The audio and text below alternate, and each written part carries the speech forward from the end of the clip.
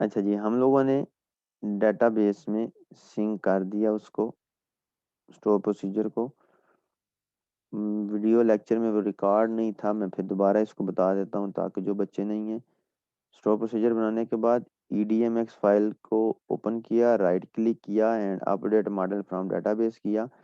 तो ये चेकेबल था, इसको चेक किया एंड फिनिश के ऊपर क्लिक करके सेव कर दिया, तो ये सिंक हो गया। अब मास्टर पेज में तो कोड नहीं लिखना, स्टूडेंट सेटअप के अंदर कोड लिखना है। तो हम चाहते हैं जैसे ही पेज लोड हो वो स्टोर प्रोसीजर ड्रॉप डाउन को फिल कर ले। अच्छा जी,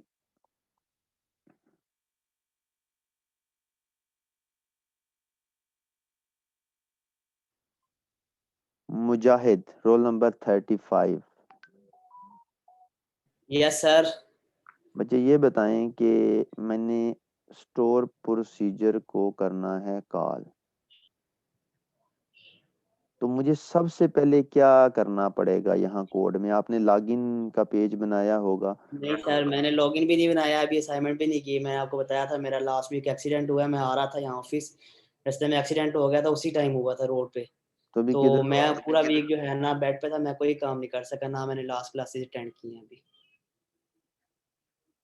मैं जब आपने एक्सक्यूज भी इस तरह का दे दिया फिर मैं कुछ कहूँगा तो? सर एक्सक्यूजेज मैं बनाता नहीं हूँ, जो एक्सक्यूज एक्चुअल है वो है, अब मैं इसका कुछ कर नहीं सकता। चलें, आप हाईलाइटेड हो। मैं वैसे बच्चों को हाईलाइट नहीं रखता अपने माइंड में, बट सर आप आप रख लें हाईलाइटेड हाईलाइट, हो। कोई मसला नहीं। आप हाईलाइटेड हो, देन फ्यूचर की क्लासेस डिफाइन करेंगी कि आप किस साइड पे जाते हो। ठीक है, अभी ओके सर। न्यूट्रल हो, आप सेंटर में हो, देन देखते हैं कि आप किस साइड पे जाते हो। अच्छा जी, रोल नंबर 47।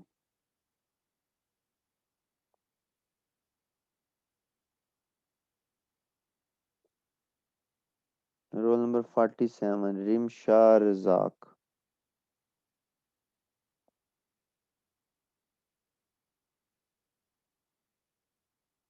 बच्चा क्लास में हो, मैं उसका नाम बोलूं, इतनी देर लगाए रिस्पॉन्स में, इट मीन्स बच्चा क्लास में नहीं है। नेम लिख लें ये 47 का भी। Okay sir. हाँ जी, बख्त महीन 59।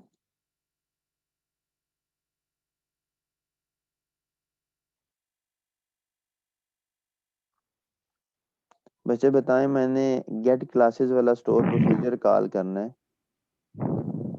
तो यस। तो क्या करूं? इधर सबसे पहले लॉगिन का पेज बनाया, तो डू लॉगिन को कॉल करने के लिए क्या किया था आपने?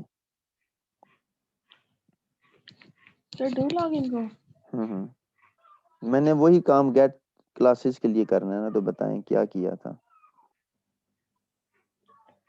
सर उसमें तो रीडायरेक्ट किया था। अच्छा, रीडायरेक्ट किया था। लॉगिन का पेज बनाया आपने? जी बनाया है। तो सबसे पहले पेज लोड होते ही आपने रीडायरेक्ट कर दिया था उसको। नो सर, सबसे पहले तो नहीं किया था। फिर मैं तो ये पूछ रहा हूँ कि क्या करूं इधर मैं? वो स्टोर प्रोसीजर को कॉल करने के लिए क्या किया था? सर इसमें सर मुझे याद तो नहीं है, पर किया था। तो बच्चे, आपको किसने कहा था कि आपने कोडिंग को याद करना है? ना सर, माइंड में नहीं आ रहा। मतलब इतने, मतलब कौन से आपके इतने मुल्क तो चला नहीं रही आप, इतने ज्यादा काम है कि ये माइंड में नहीं आ रहा? कल का टास्क है, अभी आज सबमिट करवाना था आपने, और इतनी सी चीज है, वो 2 लाइन का कोड आपके माइंड में नहीं है। ये सर नहीं आ रहा माइंड में।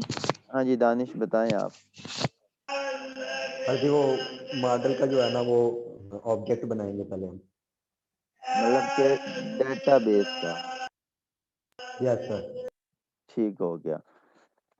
अच्छा जी, ये बना लिया जी यूजिंग।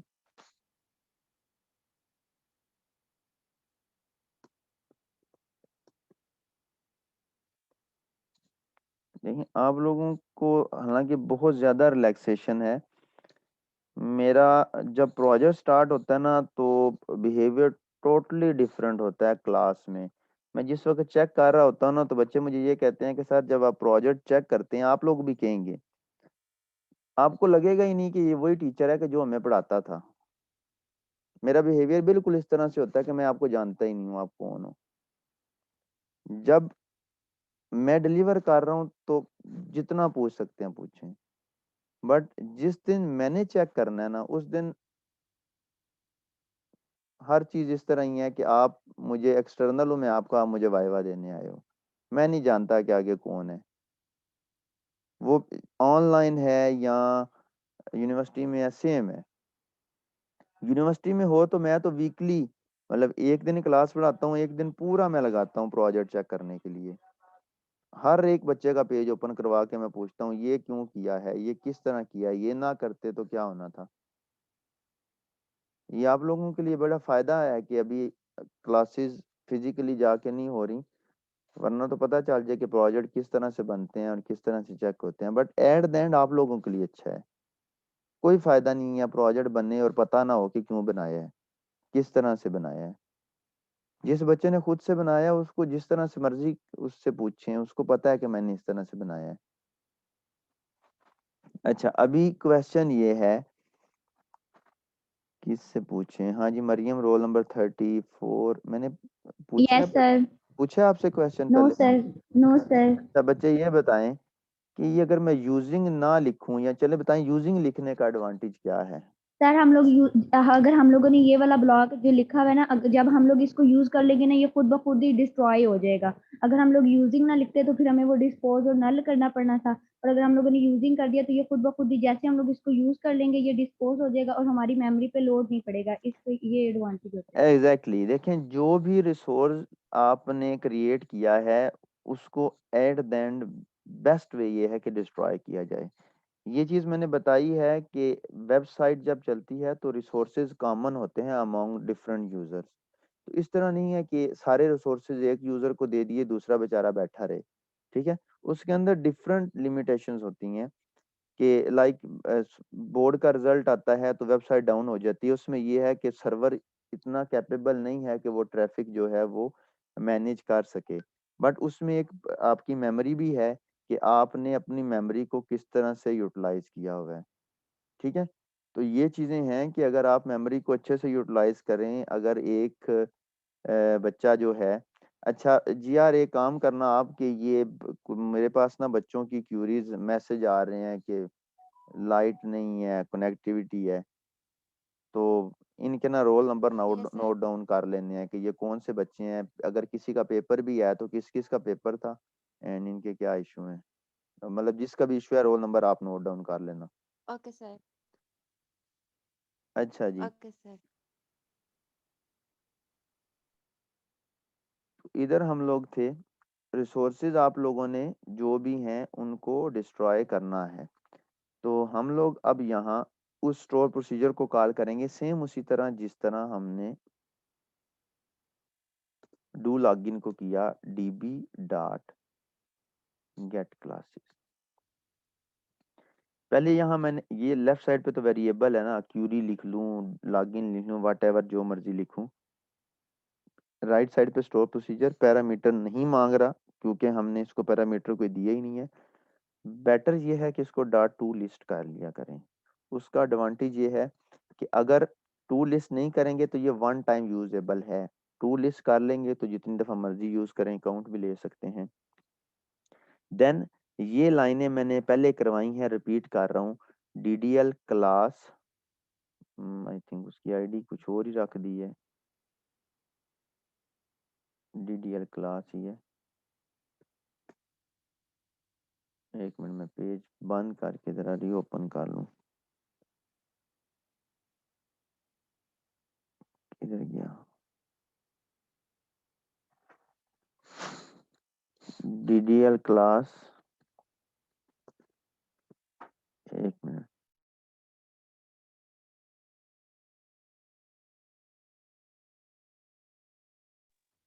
अच्छा जी, एक मिनट, आ नहीं रही उसकी आईडी, एक मिनट रुक जाएगा। DLL क्लास आपने नाम रखा हुआ है। क्या रखा हुआ है? DLL ओ सॉरी, डी, मैं समझ रहा हूँ DDL रखा हुआ है। ठीक हो गया जी। DDL class and dot data source is equal to query. ये हमने पहले भी किया था, क्यूरी नहीं है, क्लासेस है। ये हमने पहले भी काम किया था। And DDL dot data bind this. जिस बच्चे ने भी किया था उसको याद होगा कि ये किया था। यहाँ जस्ट चेंज ये था कि यहाँ मैंने अरे ले ली थी, अब जस्ट अरे की जगह डाटाबेस से आ रहा है। तब मैंने बताया था कि स्लाइड के अंदर एक डाटा टेक्स्ट फील्ड एंड एक डाटा वैल्यू फील्ड है। मैंने कहा था कि ये तब करेंगे जब डाटाबेस के साथ इन्वॉल्वमेंट होगी। तब मैंने ये भी बताया था कि ड्रॉप डाउन में हर इंडेक्स के ऊपर 2 वैल्यूज होती हैं। The first one is value and the second one is text. Text वो है जो नजर आ रहा है, वैल्यू जो है बैकएंड के ऊपर है। तो अब हमारे पास, अगर मैं आपको डाटाबेस में ले चलूं, अगर ये स्टोर प्रोसीजर एग्जीक्यूट करें ना, तो एग्जिक गेट क्लासेस, जब ये स्टोर प्रोसीजर एग्जीक्यूट होगा ना, तो ये कुछ ये रिटर्न करेगा, 2 कॉलम ये क्लासेस। ठीक है। अब मैं चाहता हूं, ये देखें, बाइंड से पहले DDL class dot data text field and data value field 2 column है। डाटा टेक्स्ट फील्ड कहता है कि मुझे इस कलेक्शन के अंदर वो कॉलम बता दो जिसको मैंने एज अ टेक्स्ट यूज करना है। तो मैं कहता हूँ कि क्लास नेम को, ये केस सेंसिटिव नहीं होता, मैं क्लास नेम स्मॉल में भी लिख सकता हूँ। मैंने कहा ये as a data text field use कर लो and DDL dot data value field, इसमें मैं कहता हूँ कि क्लास आईडी को एज अ वो यूज कर लो तुम। अच्छा, एक चीज है कि ये वाले कॉलम इसमें होने चाहिए, तो class ID and class name, इसको ब्राउजर के ऊपर जाके रिफ्रेश करते हैं।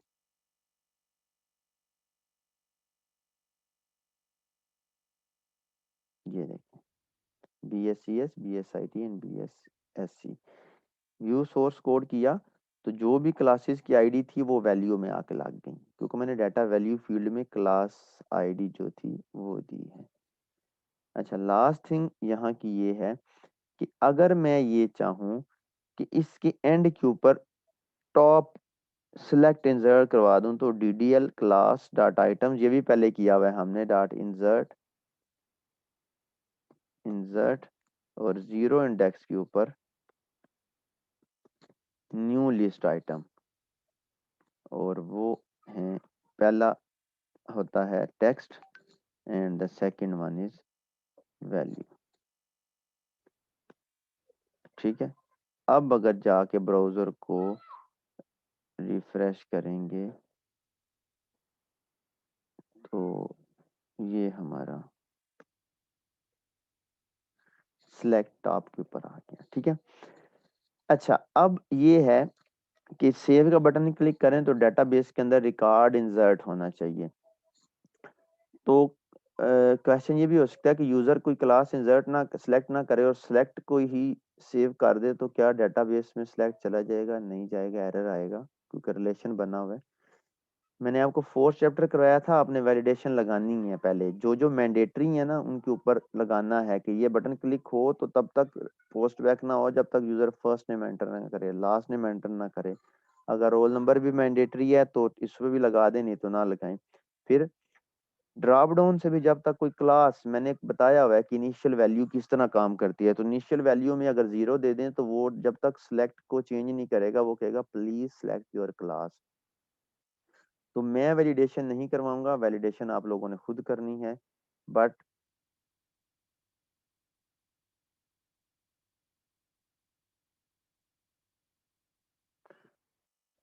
ये है कि जी,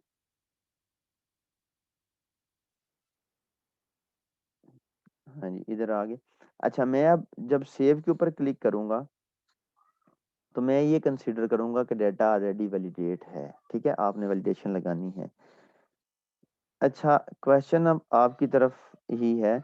अच्छा, बच्चे बढ़ने की बजाय बच्चे कम होते जा रहे हैं, 13 हो गए हैं अब, 13 स्टूडेंट्स। अच्छा, ये बताएं कि इशू एक आता था कि जब हमने हैंड रेस कर देना जिसको भी आता हो, क्योंकि टाइम कम है, तो मैं चाहता हूँ कि जिसको आता है वही बता दे। जब एरे से हम लोगों ने ड्रॉप डाउन को फिल किया था, डायनेमिकली जब फिल कर दिया, फिर उसके बाद दूसरा आइटम या तीसरा आइटम सेलेक्ट करते थे, बटन क्लिक करते थे, हर दफा पहला आइटम ही होता था। उस इश्यू को रिजॉल्व करने के लिए हमने कुछ किया था। हाँ जी बताएं आप मर्दा, क्या किया था? सर फॉर ईच लूप लगाई थी। नहीं, फॉर ईच लूप तो मल्टीपल को किया था। इशू ये था, मैं दोबारा रिपीट कर रहा हूँ। हाँ जी 34 मरियम आप बताएं अगर आपको समय लग गया तो। सर इज पोस्ट बैक जो होता है ना, वो is equal to false, exactly वो बार बार रीफिल कर देता था। एग्जैक्टली मैं बता देता हूँ कि इशू क्या था ताकि क्लियर हो जाए। इशू मैंने ये फॉर ईच लूप वाला तो ये था कि मल्टीपल सिलेक्शन अगर की हुई है तो वो था। मैंने ये पूछा कि अगर बटन के ऊपर क्लिक करें, अगर थर्ड आइटम सिलेक्टेड है, जस्ट वन थर्ड आइटम, तो वो फर्स्ट वाले को ही प्रिंट करवाता था। उसके लिए होता क्या था कि जब बटन के ऊपर क्लिक करते हैं तो क्लिक से पहले वो लोड में जाता था और वो इसको रीफिल कर देता था, सिलेक्शन को रीसेट कर देता था। तो हमने क्या किया था कि इफ लगा दी थी कि ये वाला नीचे वाला कोड तभी चले कि जब इज पोस्ट बैक फॉल्स हो। उसका अल्टरनेटिव ये भी है, ये भी सेम ही चीज है कि अगर इज पोस्ट बैक हो तो रिटर्न कर जाए। रिटर्न का मतलब है यहाँ से बाहर निकल जाए। तो जब इज पोस्ट बैक नहीं होगा तो ये चल जाएगा, अगर पोस्ट बैक होगा तो ये यहाँ से नीचे ले जाएगा, ये नीचे वाला कोड चलेगा ही नहीं। आप इसको इस तरह भी कर सकते हो, इज इक्वल टू फॉल्स करके और ये सारा कोड उस ब्रैकेट में कर दो, ठीक है, मर्जी है आपकी। यहाँ अब हमने वो कोड लिखना है जो डेटाबेस में इंसर्ट करवाता है। तो डेटाबेस में इंसर्ट करवाना है तो सबसे पहले डीबी का ऑब्जेक्ट बनाना पड़ेगा। DB bs and db is equal to new this one। सबसे पहले डेटाबेस का ऑब्जेक्ट, देन जिस टेबल में इंसर्ट करवाना है वो टेबल यहाँ आके क्या बन गया हुआ है, क्लास। तो उस क्लास का ऑब्जेक्ट बनाना है table student, s is equal to new table student. और ये चीज मैंने बताई हुई है कि जितने कॉलम्स हैं वो यहाँ आके क्या बन जाती हैं, प्रॉपर्टीज। तो मैं अगर एस डॉट लिखूँ ना तो ये देखें class ID, first name, roll number, last name, ये सारे आ रहे हैं यहाँ पे। तो यहाँ मैं इसको पहले वैल्यू प्रोवाइड करूंगा फर्स्ट नेम। तो फर्स्ट नेम कहाँ से लेंगे, टेक्स्ट बॉक्स में जो यूजर ने फर्स्ट नेम एंटर किया। Then s dot last name, database में रखवा रहे हैं तो txt last name dot text. Then s dot roll number is equal to txt roll number dot text. Then s dot class ID, class ID लेनी है drop down से selected item की value, तो ddl class dot selected value. यहाँ error आएगा, ये इसके ऊपर कर्सर रखें तो पता चल जाता है कि लेफ्ट साइड पे ये नीचे can not implicitly convert type string to int, कि ये इंटीजर है ये स्ट्रिंग है। तो हम इसको क्या करते हैं, टाइप कास्टिंग कर लेते हैं, कन्वर्ट डॉट टू इंट 32। ठीक हो गया, ये काम हो गया कंप्लीट। अब सेव करवाना है इसने, डेटाबेस के ऑब्जेक्ट ने, डाटा इसके पास है, दोनों को बाइंड करते हैं आपस में। कैसे, डीबी डॉट किस टेबल का ऑब्जेक्ट है, ये वाला टेबल स्टूडेंट का है ना, तो यहाँ हम लिखेंगे टेबल स्टूडेंट।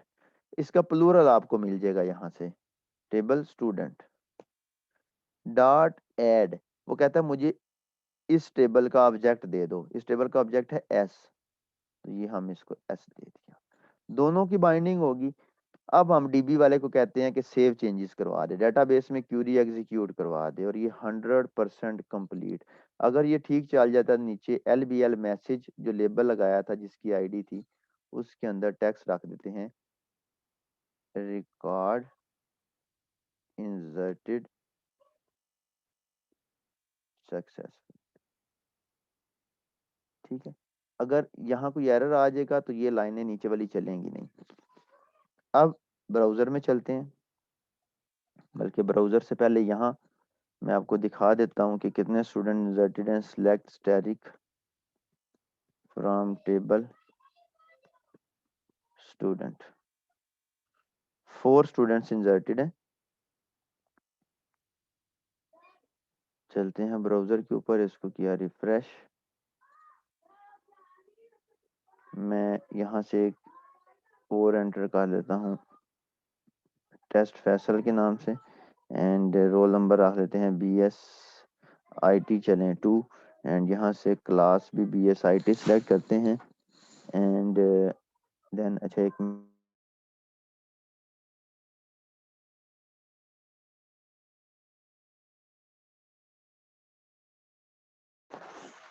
अच्छा जी, यहाँ सेव के ऊपर क्लिक किया, रिकॉर्ड इंसर्टेड सक्सेसफुली। चलते हैं डेटाबेस में, पहले 4 थे, एग्जीक्यूट किया तो 5। अच्छा, ये आईडी जो मर्जी बने, हमें इससे कोई कंसर्न नहीं है, ऑटोमेटिकली बन रही है, दैट इज इनफ। ये रिकॉर्ड आया test Faisal BSIT, and BSIT की जो क्लास आईडी थी वो 3 थी, तो यहाँ 3 आ गई। तो यहाँ आज का लेक्चर एंड होता है। आपकी तरफ से कोई क्वेश्चन है तो पूछ सकते हो। नहीं, इसके बाद एडमिन जो है वो कैसे उसको पासवर्ड और वो असाइन करेगा? अच्छा, पता क्या है, जो पासवर्ड वाला है ना, उसमें आपने इस फॉर्म के ऊपर यहाँ 2 बॉक्सेस लगाने हैं। वहां एक तो ये रोल नंबर नहीं होगा अगर वो स्टूडेंट का नहीं है, वट एवर। अगर स्टूडेंट का लॉगिन है, मतलब अगर पासवर्ड वाला आपको चाहिए तो यहाँ एक टेक्स्ट बॉक्स लगाना पड़ेगा ईमेल का, जो यूजर नेम में यूज करेगा, एंड नीचे पासवर्ड के 2 बॉक्सेस भी लगाने पड़ेंगे, password and confirm password. 2 boxes, वो कॉलम एक ही बनता है, वो कंफर्म जैसे इसलिए करवाते हैं कि टाइपिंग मिसमैच, आपने डेटाबेस में एक को यूज करना है, तो आपने वो कॉलम लगवाने हैं पासवर्ड एंड यूजर वाला, जो है ना ईमेल वाला। ठीक है सर वो तो साइन अप के लिए होता है ना, जब कंफर्म ऑथेंटिकेशन कंफर्म करने के लिए। तो बच्चे, मैंने अभी बताया है कि sign up and user insert करना सेम ही है, नाम ओके सर। डिफरेंट है। अगर आपने लॉगिन करवाना है ना इसका, तो फिर इसको कोई यूजर नेम एंड पासवर्ड देना है। अच्छा, लास्ट चीज जो है ना वो ये है कि मैं ना एक क्लास शेयर करूंगा आप लोगों के साथ क्रिप्टोग्राफी की।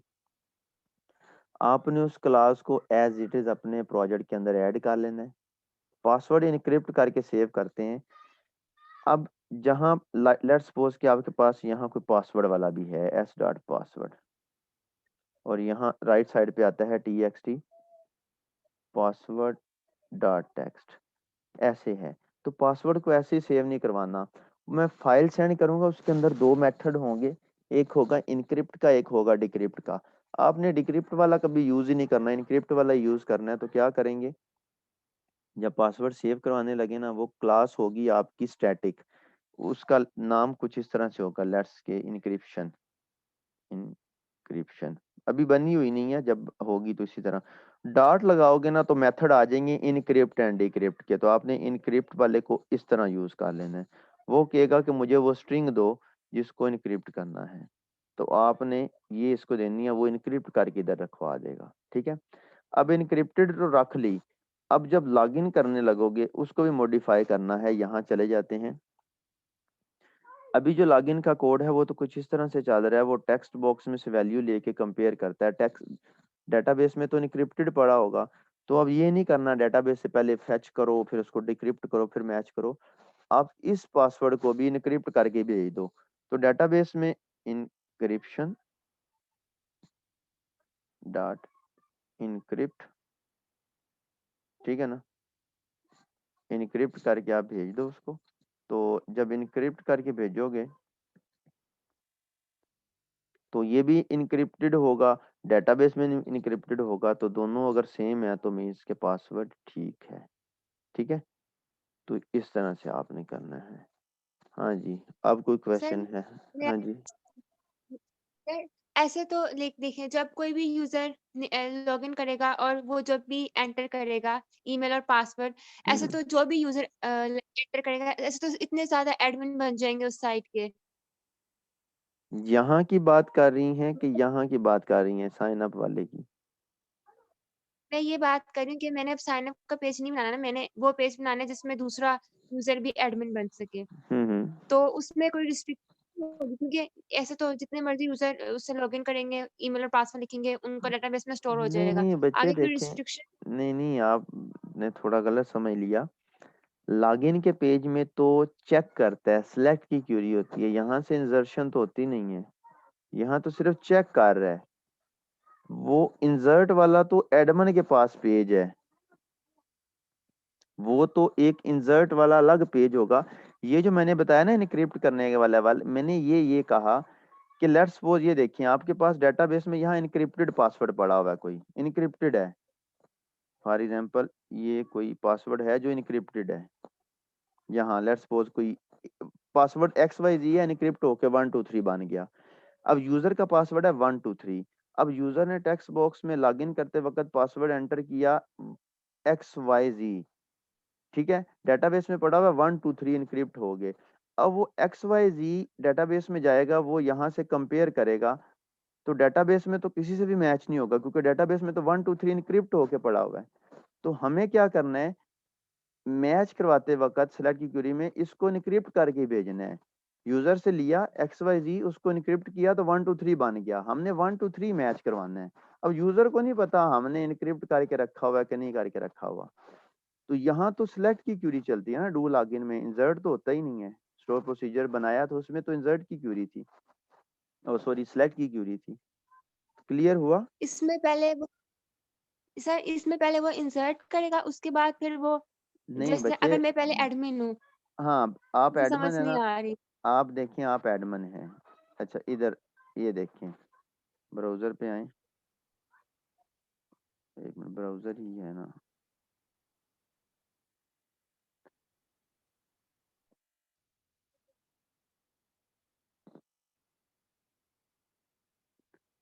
अच्छा ये देखें, ये एक एडमिन के अकाउंट से मैं लॉगिन हो रहा हूँ, इनक्रिप्टेड पासवर्ड है, ठीक है, एडमिन के अकाउंट से मैं लॉगिन हो रहा हूँ।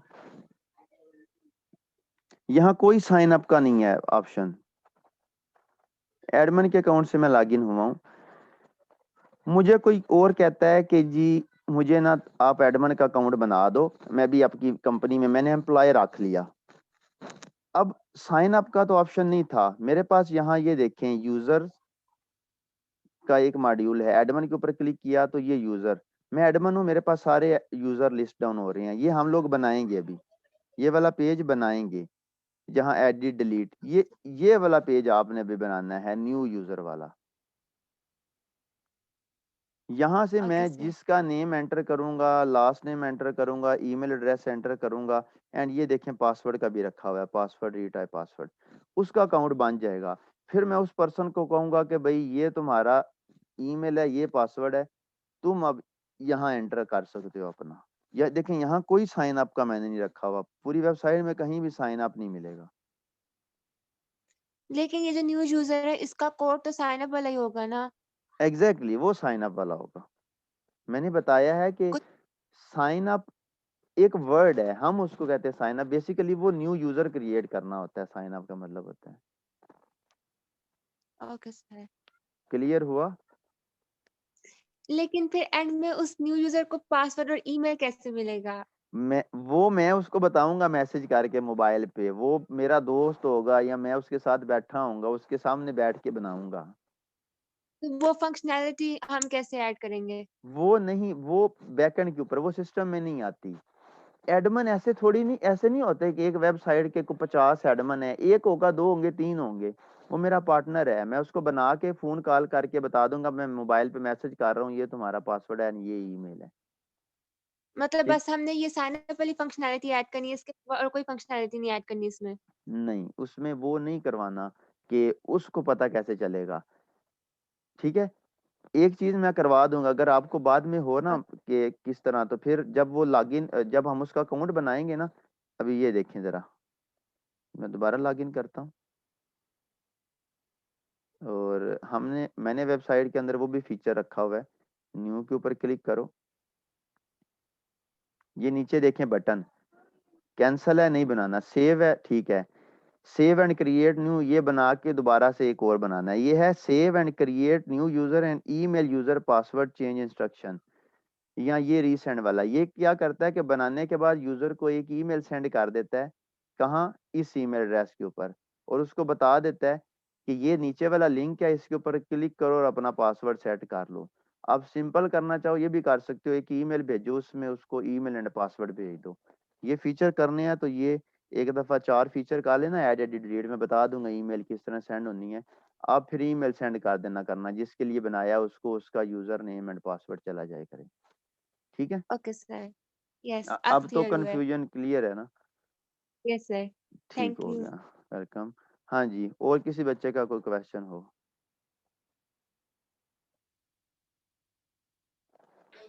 सर अगर मसलन किसी फोल्डर के अंदर वेब पेज पड़ा हुआ है तो उसका लिंक कैसे देना है मसलन? बच्चे फोल्डर के अंदर पड़ा हुआ ना, तो सिंपली आपने उसका पाथ जब सेट करना है ना, लाइक ये है फॉर एग्जांपल, यहाँ कोई पेज है, जैसे ये मास्टर पेज है, उसका पाथ ही सेट हुआ है ना, तो इधर फोल्डर नेम स्लैश इस तरह करके होता है।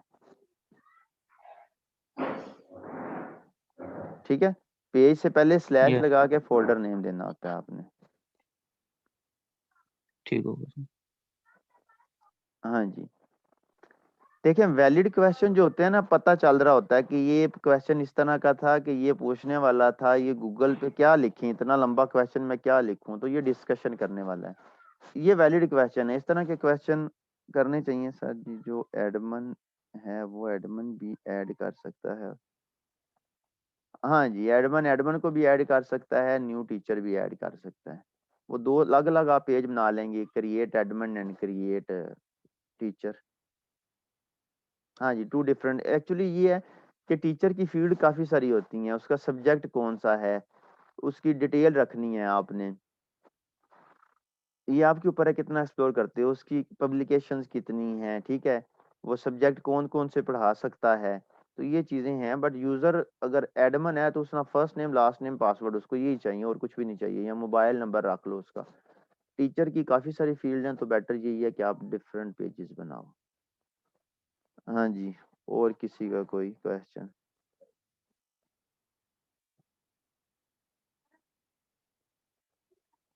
ठीक है, अगर किसी का और कोई क्वेश्चन नहीं है तो क्लास एंड करते हैं इंशाल्लाह, बाकी कल सर की एक क्वेश्चन है। हाँ जी, पूछें।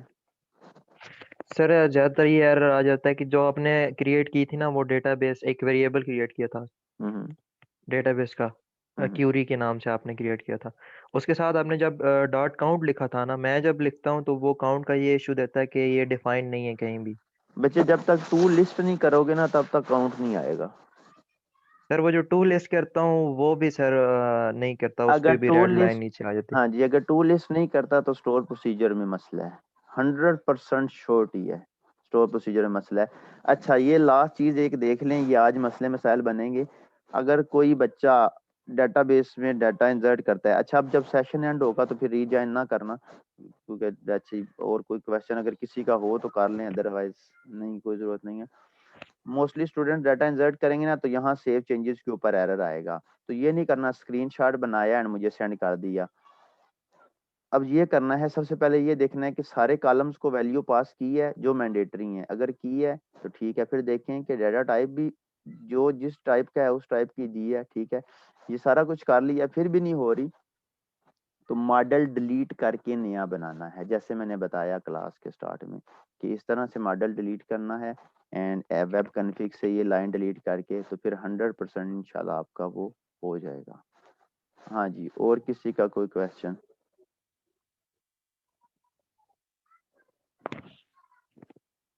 सर ये मैं स्टोर प्रोसीजर दोबारा बना के दोबारा मॉडल बना के चेक करूँ? हाँ जी, स्टोर प्रोसीजर, अच्छा स्टोर प्रोसीजर को ना इस तरह से चेक कर सकते हो आपके, वो ठीक चलता है कि नहीं चलता। ये डू लॉगिन वाला है ना, तो उसको उसका नाम लिखो, पहले लिखो एग्जिक, आगे डू लॉगिन, 2 पैरामीटर लेता है तो स्पेस छोड़ के पहला पैरामीटर में जो भी ईमेल है वो पास करो एंड सेकंड कॉमा लगा के उसका पासवर्ड पास करो एंड एग्जीक्यूट करो। अगर वो ठीक चलता है, कोई रिजल्ट आ जाता है या इस तरह का कोई एरर नहीं आता, तो फिर स्टोर प्रोसीजर ठीक है, फिर मॉडल बनाने से ठीक हो जाएगा। ठीक है, ओके सर। ठीक है। सर जी यहाँ पे अभी हमने स्टेटस की एक बिट ऐड की थी, हम्म तो उसकी बाय डिफॉल्ट वैल्यू जो है वो 1 आती है, लेकिन जब मैं डेटाबेस चेक करता हूँ वहाँ पे ट्रू और फॉल्स में आ रही होती हैं वैल्यू। बच्चे